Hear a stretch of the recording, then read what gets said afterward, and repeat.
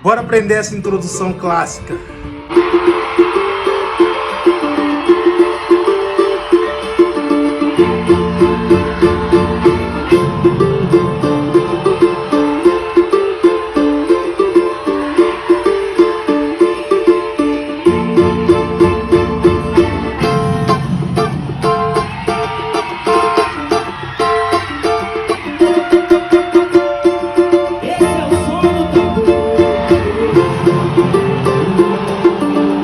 Vem comigo, vou te passar passo a passo. Bora lá, família, já curte o vídeo, comenta, compartilha. Agora eu vou te passar o som do tambor no passo a passo. Vamos dividir em 3 partes. Parte A, a gente vai trabalhar aqui, ó, Fá com sexta. Ao dedinho vem no Sol, Fá com sexta, e agora a gente tira esse dedo. Depois a gente vai fazer esse shape de Ré menor. A mesma coisa, trabalha aqui na corda grave, ó. Dedo no Sol, tirou da corda Rézona. Como ficaria tocando, ó.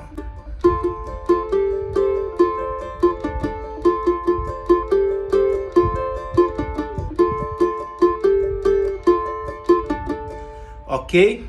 Aqui agora vem a crescentezinha, né? Nesse shape do Ré menor, ó. Agora ele faz pá, de pá, pá, pá, divisão.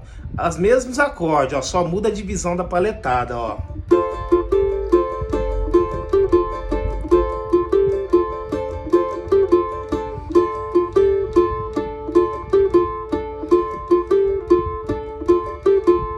Ele deixa soar bem esse grave, né, na segunda parte.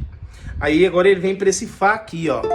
É o mesmo shape de Ré com nona, só que um tom e meio aqui pra frente, ó. Ré, andou um tom, vai dar Mi, meio tom, Fá. Aí ele faz essa brincadeirinha aqui, ó.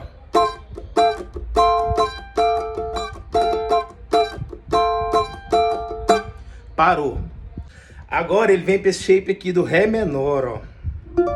Só que ele já cai nele com os dedos abertos, abre os 2 dedos pra frente, meio tom, ó. Chegar bem pertinho pra vocês verem, vai ficar esse shape, ó. Ó, o Ré menor, aqui no Fá, né? Aqui ele abre. Como ficaria isso aqui tocando, ó? Ele já cai nesse shape, tá, gente? Tem que estudar. Requer um pouquinho de estudo, tá bom, ó? Vai ficar pá, pá, pá, pá, pá, pá, ó.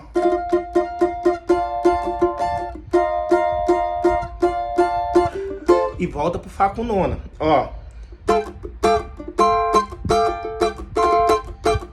Caiu, ó.